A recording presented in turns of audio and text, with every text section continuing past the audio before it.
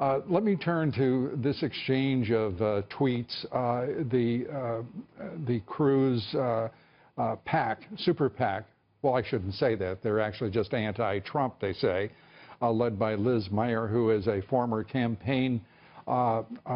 deputy campaign director for Mitt Romney, sending out a vicious, to me, it was a vicious attack on you, and reaching to your wife.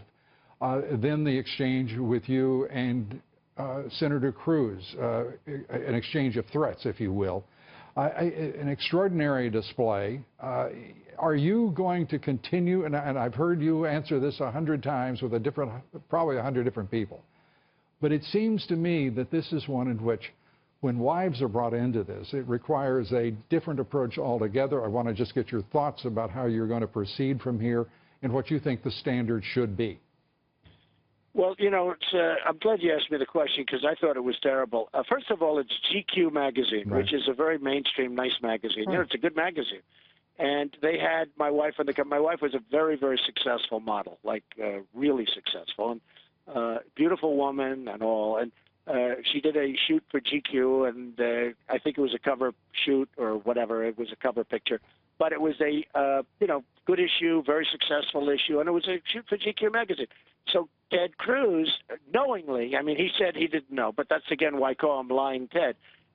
Ted Cruz, knowingly, in my opinion, had this article sent all over Utah, had the picture saying, you know, is this what you want? Essentially, is this what you want for a first lady? First of all, she'd be a great first lady, and she's very smart. Right. And you've seen her being interviewed recently, and frankly, she'd be outstanding. But again, as a model, she did shoots, and that, you know, like all of the models, they do. That's what they do. I mean, it's one of those things. And it was, you know, it was framed in such a way like it was really a terrible thing, yeah, and it was sent to a certain group, and I thought it was disgraceful. And Ted Cruz knew about it. Just like Ted Cruz knew, and he denied it, that when during Iowa he said that Ben Carson has quit the race. He's quit the race. He's out of the race. Take my people and vote for me, Ted Cruz, because Ben Carson has left and he is out of the race. Now, he knew about that. And immediately after the election ended, he called Ben Carson and apologized. Well, that didn't help Ben Carson because Ben lost a lot of votes. And frankly, I would have won Iowa, I think, if that didn't happen, because he took a lot of votes away from me. I mean, you know, he added a lot of votes to himself, which he shouldn't have been able. But he lied about it. Well, you're doing pretty well. He lied about this too. You're doing pretty well despite that. But to my question about a standard here, are you going to assert a standard because of the bringing in wives of candidates is so unseemly? I agree with you. Oh, I agree with you. I mean, I wrote, I said, be careful, because otherwise I'll have to start talking about, you know, your situation. Now, do I like doing that? No. Should that have been done by him? And he knew absolutely about it. I mean, think of it, Lou. He doesn't know that this is being sent and earmarked to a certain group in Utah. Give me a break. I mean, he knew all about it. Well, first, I will tell you, I think that any super PAC working for any candidate, it should be held, the candidate should be held accountable, and there is no question of the relationship of the people running this super PAC, the money that they are receiving, and from whom. So I think that responsibility is usually clear. I've got to answer. These people, just to finish it, but these people worked for Romney, as I understand it, and Romney is with Cruz, and so they all knew about it, and Romney's no better than they are. You know, Romney's a guy who ran a terrible campaign. He choked like a dog. He choked absolutely like a dog. That was a campaign that should have been won easily, and he was unable to do it. He quit. He quit, and he just, that last month, and you remember it better than I do because you had to cover it, he quit. Yeah. And Obama won an election that Obama never should have won. And now Romney is, you know, trying to. Well, I don't know what his problem is, but he's got some big problems. But Romney knew about it, and Cruz knew about it, and it was inappropriate. And some people thought it was actually a fine picture. It was fine. It was a cover of GQ. So what are you going to do? Exactly. And I want to turn to, as we wrap up here, I've just got to. I'd like to get a sense. I think our audience would like to get a sense from you. You are now confronting not only your opponents in the field, you're confronting the national liberal media. You are being, you are being attacked by what have become junkyard dogs from every quarter including the establishment, the GOP elites, who are also going to be setting the rules for the convention. They're going to be running the convention and will, in effect, have the fate of the nominee in their hands if you don't have 1,237 delegates.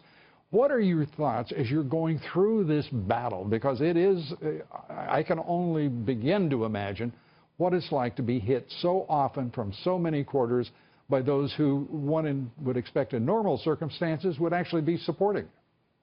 Well, it's an amazing thing. You know, I won Florida in a landslide, and yet $38 million of negative attack ads were put on me by the Republicans. These weren't the liberals. These were Republicans that put them on. Club for Growth, who wanted me to give them $1 million. And when I said no, they went negative on me, like extortion. Some of these groups that did, I mean, they spent $38 million in a short period of time, like in a 2-week period, and I won in a landslide. I'm even wondering, are ads worthwhile? Hey, Lou, when you see that, and then you see that I beat Marco Rubio, who is going to be the face of the Republican Party, by 20 points, it was actually, you almost have to question, what does an ad mean? Why are people spending money on ads? But it is very, very disconcerting when I've added millions and millions of people. And as you know, because you cover it well, the biggest story in politics today is the millions of additional people that are voting for the Republicans. And by the way, the Democrats are down 35%. The Republicans, some states are up over 100%, you know, turning out for the primaries. And these are people, some people never voted before, many people that are Democrats that are coming over, and many independents. And they should embrace that, Lou. And if they don't embrace it, they're going to lose the election, because the Republicans, a normal Republican cannot win an election because structurally it doesn't allow you to win an election. So they're going to have another Democrat president, and that president is going to pick 4 or 5 Supreme Court justices who are very liberal, and that's going to be the end of our country as we know it. It'll be a disaster. So you would think they would embrace what's happening, because millions and millions of people, you saw it last night in Arizona, where people are standing 5 abreast on lines trying to get in. Yeah, trying to get in to vote for me. They wanted to vote for me. And you would think that the Republicans would embrace it. And I'll add Michigan, I'll add New York, I'll add states that never will, they wouldn't even campaign in, and I think these are states that I'm going to win. So it's a Wisconsin? Very sad thing. It's very sad to watch, actually. How about Wisconsin? I think we'll do well in Wisconsin. I mean, I hope to do well in Wisconsin, and we should do well there. But, you know, they're spending millions and millions of dollars on ads. And honestly, if somebody else would get this, you know, it's almost like, how do you pick somebody that's gotten millions of less votes? I have 3 million more votes than anybody else, which is a massive amount. I mean, that's like more than voted last time. How do you pick somebody that had millions of less votes? Because a little bit to 1237, I think we're going to get there. Well, but don't forget, Lou, I've been running against 6, 7, 8, 9, 10 people. So how do you get 1,237, which is half? How do you get 1,237 when you've had to beat all of these additional people? So it's a little bit unfair. Some comfort for you in that. In the newest Fox poll, just about 60% of Republican voters believe the person with the most delegates going into that convention should be the nominee. Donald, that's great. Donald Trump, thanks for spending your time with us. We appreciate it. Thanks so much. Thank you very much, Luke. Greatly appreciate it. Thank you. Thank you.